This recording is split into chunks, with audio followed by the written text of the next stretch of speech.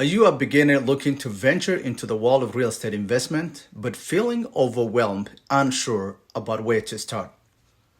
Real estate investment can be daunting for beginners, with so many options, strategies, and risk involved, and it is easy to get lost in the sea of information and make costly mistakes.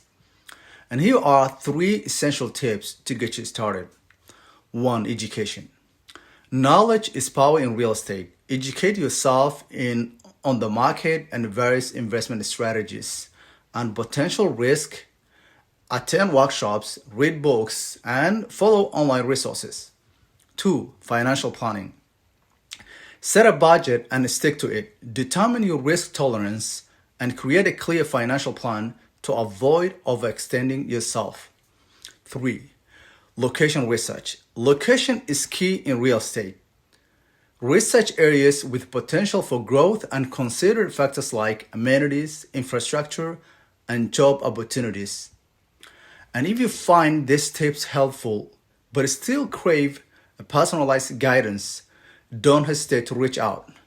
Let's embark on this journey together toward financial success.